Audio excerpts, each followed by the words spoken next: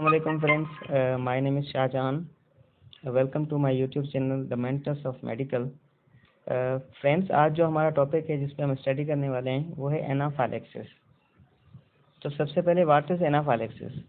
The severe allergic reaction of a chemical substance is called anaphylaxis which is characterized by the itching, redness and the swollen eyes, lips and throat, shortness of breathing and unconsciousness, finally death. तो anaphylaxis हम कहते हैं कि ऐसा allergic reaction जो किसी भी chemical substance की वजह से हो।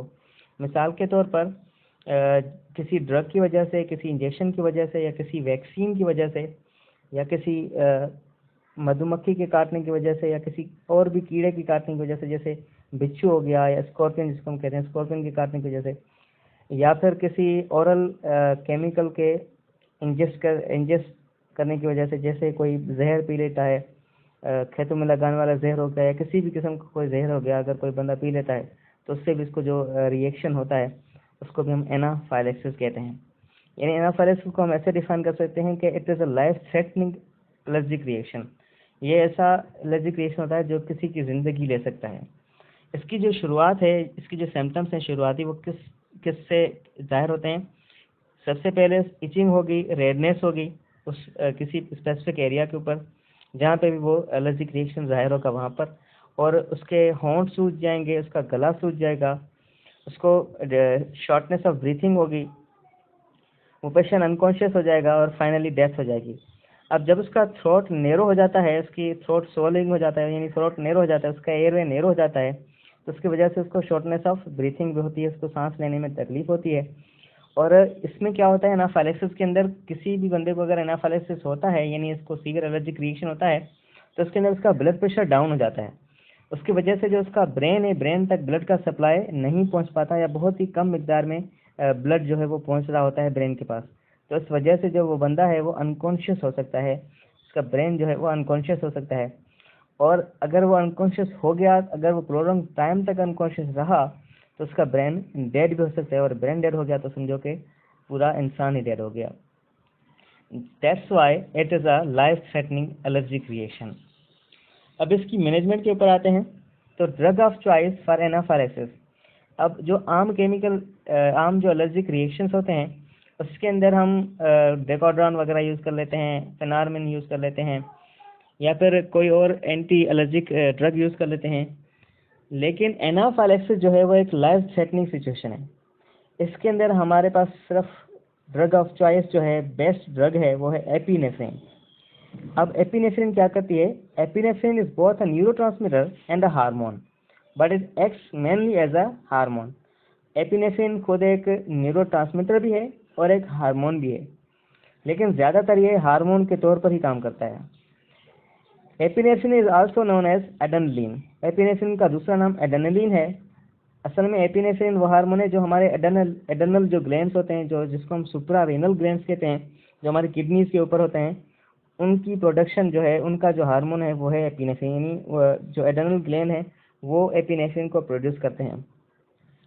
अब एपिनेफ्रिन एज अ न्यूरोट्रांसमीटर क्या काम करता है? Plays an important role in your body's fight and flight response.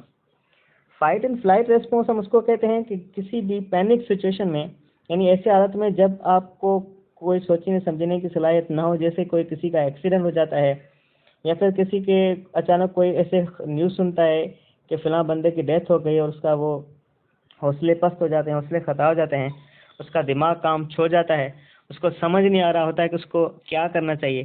तो इस रेस्पॉन्स के लिए जो रेस्पॉन्सिबल होता है वो होता है हमारा एपिनेफ्रिन हार्मोन या एपिनेफ्रिन न्यूरोट्रांसमीटर। अब एज अ हार्मोन ये क्या करता है? As a hormone it works by relaxing airway and contracting blood vessels to increase blood flow. ये एज अ हार्मोन क्या करता है, यानी वर्क कैसे करता है, हम कैसे देख सकते हैं कि एनाफाइलैक्सिस को कैसे ख़त्म करेगा? तो ये क्या करता है, हमारे एयरवे को रिलैक्स कर देता है और हमारे ब्लड वेसल्स को कॉन्स्ट्रिक्ट कर देता है।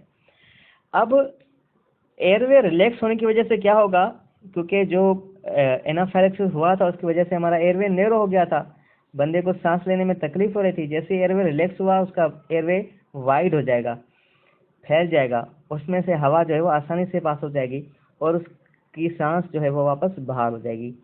और वेजो कंस्ट्रिक्टर के तौर पर या वेजो कॉन्ट्रैक्टर के तौर पर ये क्या करेगा, एपिनेफ्रिन ये हमारे ब्लड वेजल्स को नैरो कर देगा ताकि हमारे ब्लड का फ्लो जो है वो तेज़ हो जाए और हमारे ब्रेन तक तेज़ी से वो ब्लड पहुंच जाए। जो भी थोड़ा बहुत उसका हाइपोवॉल्मिक शॉक में बंदा है वो उससे बाहर आ जाए। तो इसी तरीके से ये क्या करता है, ये कैसे काम करता है, हमारे ब्लड फ्लो को बहाल करता है, अपने हमारे जो ब्लड वेजल्स होते हैं उनको कंस्ट्रिक्ट करके उनको नैरो करके ये हमारे ब्लड के फ्लो को जो है वो बूस्टअप करता है, उसको वापस बहाल करता है। तो इसी वजह से जो है वो एपिनेफ्रिन को हम कहते हैं the drug of choice for anaphylaxis. ये वाहिद ड्रग है जो एनाफाइलेक्सिस के अंदर बेस्ट फंक्शन करती है।